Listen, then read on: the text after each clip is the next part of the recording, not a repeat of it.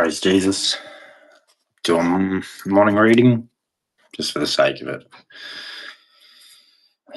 Matthew 5.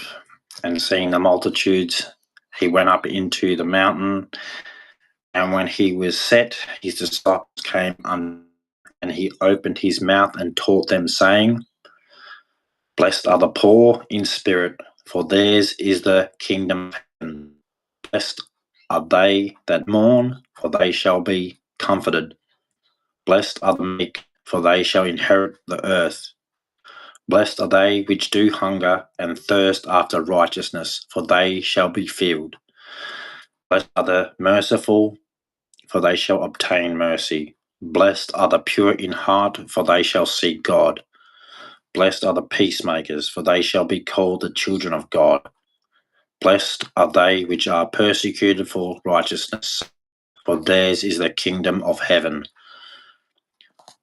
Blessed are ye when men shall revile you and persecute you, and shall say all manner of evil against you falsely, for my sake. Rejoice and be exceeding glad, for great is your reward in heaven. For so persecuted they the prophets which were before you. Ye are the salt of the earth, but if the salt have lost his, wherewith shall it be salted? It is thenceforth good for nothing, but to be cast out, and to be trodden under foot of men. Ye are the light of the world. A city that is set on a hill cannot be hid. You light a candle and put it under a bushel, but on a candlestick, and it giveth light under all that are in the house. Let your light so shine before men, that they may see your good works, and glorify your Father which is in heaven. Think not that I am come to destroy the law or the prophets. I am not come to destroy, but to fulfill. For verily I say unto you, till heaven and earth pass, one jot or one little shall in no wise pass from the law, till all be fulfilled. Whosoever therefore shall break one of these least commandments, and shall teach men so, he shall be called the least in the kingdom of heaven. But whosoever shall do and teach them, the same shall be called great in the kingdom of heaven. For I say unto you, that except your righteousness shall exceed the righteousness of the scribes and Pharisees, ye shall in no case enter in the kingdom of heaven.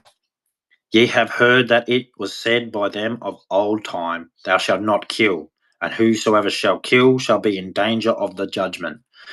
But I say unto you, that whosoever is angry with his brother without a cause shall be in danger of the judgment, and whosoever shall say to his brother, Raca, shall be in danger of the council.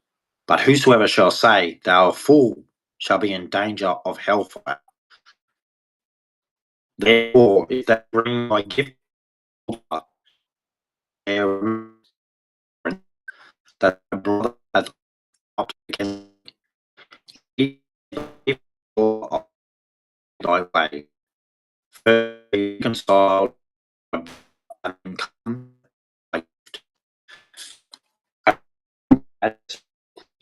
while thou in the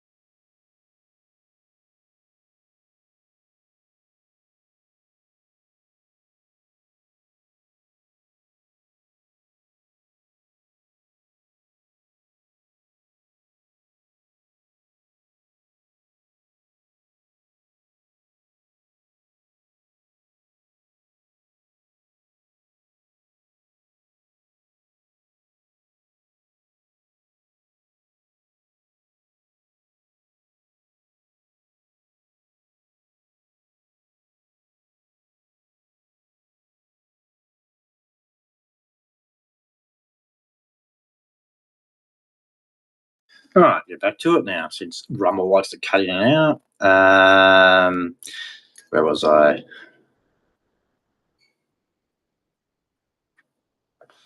Agree with thy adversary quickly whilst thou art in the way with him, lest at any time the adversary deliver thee to the judge, at the judge deliver thee to the officer, and thou be cast into prison. Verily I say unto thee, thou shalt by no means come out thence till thou hast paid the uttermost farthing. You have heard that it was said by them of old time, Thou shalt not commit adultery. But I say unto you that whosoever looketh on a woman to lust after her hath committed adultery with her already in his heart. And if thy right eye offend thee, pluck it out and cast it from thee, for it is unprofitable for them that one of thy members should perish, and not that thy whole body should be cast into hell. And if thy right hand offend thee, cut it off, and cast it from thee. For it is profitable for thee that one of thy members should perish, and not that thy whole body should be cast into hell. It has been said, Whoever shall put away his wife, let him give her a writing of divorcement. But I say unto you, that whosoever shall put away his wife, saving for the cause of fornication, causeth her to commit adultery, and whoeversoever shall marry her that is divorced committeth adultery. Again you have heard that it hath been said by them of old time, Thou shalt not forswear thyself, but shalt perform unto the Lord thy oaths. But I say unto you, swear not at all, neither by heaven, for it is God's throne, nor by the earth, for it is his footstool, neither by Jerusalem, for it is the city of the great king. Neither shalt thou swear by the head, because thou canst not make one hair white or black. But let your communication be yea, yea, nay, nay, for whosoever is more than these cometh evil. Ye have heard that it hath been said, An eye for an eye, and a tooth for a tooth. But I say unto you, that ye resist not evil, but whosoever shall smite thee on the right cheek, turn to him the other also. And if any man will sue thee at the law, and take away thy coat, let him have thy cloak also. And whoever shall compel thee to go a mile, go with him twine. Give to him that asketh thee, and from him that would borrow of thee turn not thou away. You have heard that it hath been said, Thou shalt love thy neighbour and hate thy enemy. But I say unto you, love your enemies, bless them that curse you, do good to them that hate you, and pray for them which despitefully use you and persecute you, that ye may be the children of your Father which is in heaven, for he maketh his sun to rise on the evil and on the good, and sendeth rain on the just and on the unjust. For if ye love them of you, what reward have ye?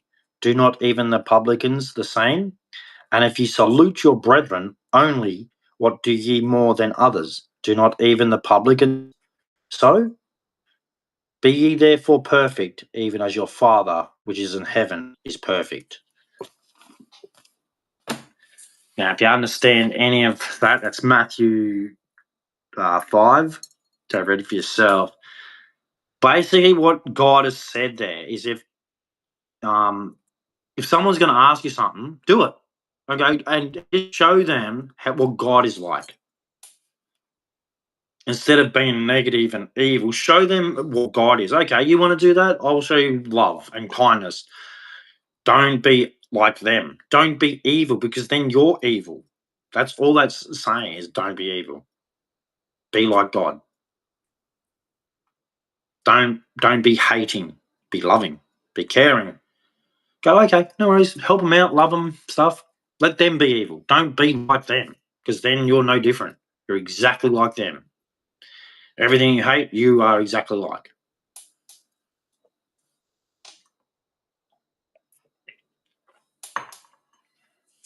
So that's Matthew 5. I just wanted to read it. So, God bless. Have a good day. Praise Jesus. That was Matthew 10. I'm going to do a reading every now and then. So, because people don't really, obviously, don't follow Jesus the way I'm reading it. Because Jesus was not greedy. He was giving, and he had time for everyone. And that's not what I'm seeing. It's not what I'm saying from people who say they're Christians and I follow Jesus. I'm not going to turn my back on Jesus because other Christians don't know how to follow Jesus. That's got nothing to do with Jesus. That's got to do with you. That's why I don't. Oh, I see Christians, but I don't want to go. That's not Jesus, though. That's why he says the door's narrow, and you should judge them by their fruits. The door's narrow is because he's saying if you really love him, if you really follow him, or are you just following like a cult? Or do you actually believe in Jesus yourself? Do you yourself, do you actually believe in Jesus? Or are you one of those people who ends up tapping the back, people who know that you believe in Jesus, like, oh yeah, look, we're at church. Yeah, we're believing in Jesus. And I'm like, I don't need to go to church to believe in Jesus. I believe in Jesus no matter what anybody says. No matter how many churches you go to, no matter how many things you do, you're not going to stop me from believing in Jesus Christ, that he died on the cross and rose from the grave and had witnesses. There's nothing you can say about how many times you go to church and do all your singing and stuff is going to stop me from believing in Jesus. You have no right. As the book says, it says, judge ye, judge not. Do not judge me when I believe in Jesus already. I know everything in that book. I know what Jesus wants from me. He wants me to pick up my cross and follow him and do what he does. Did you see Jesus going into church singing and hollering? Nope. You know what you saw him do? Healing the sick, teaching the word. That's what you read in the book. That's what Jesus is doing. Wandered around teaching the word, healing the sick, feeding the hungry. So did he go to church every Sunday? No, he was the preacher. He went everywhere preaching every day. So that's why every time I hear these people come on talking about church, and I'm like, that's not the thing. That's not what it's about. The whole thing is about Jesus. That's it. It's about him and what he did for us. It's not about a building and how many times you go to that building. It's about Jesus. Do you believe in him or not? That's the whole thing. Do you believe in Jesus or not? Do you believe he did what he did, or don't you believe it? Do you follow his word? That's what it is about. It's about him. It's about Jesus Christ. It's not about going to a building going, oh, you went to church this week. Tick. No, that no one, I don't care. Do you love Jesus? Do you believe in him? Do you follow what he has commanded? It's got nothing to do with your rituals and stuff. He said not to worry about that. No graven images. Do you believe in him? Are you going to pick up your cross and follow him? Are you going to be an example exactly like him? Or are you going to keep playing this denomination stupid crap that has nothing to do with what he's doing? Has nothing to do with what Jesus was talking about. He came for the sick and the hungry. Oh, you have to go to church every week. And what's that got to do with feeding the sick and the hungry and bringing them back to Jesus? That makes no sense. Oh, no. He said go to every corner and preach. Heal the sick and the weak. He didn't say go to what you have to. I captain ritual to the church on a Saturday or Sunday. No, that's rituals, like the heathens. Go to church. Yes, it's a congregation where you go to talk to like-minded people about God, and a sanctuary. That's what they were. Well, like if you read on like the what are they? I'm missing the word.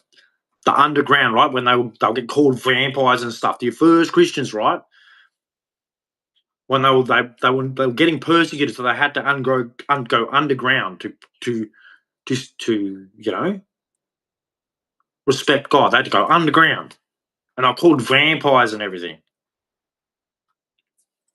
Like I read up on this stuff so I could not know what happened to the Christians.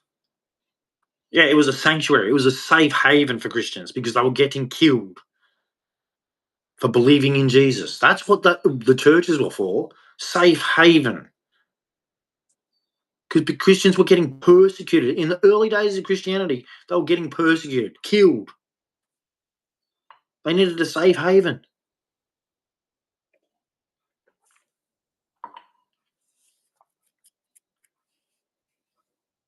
So praise Jesus. Look after yourself. Have a good day.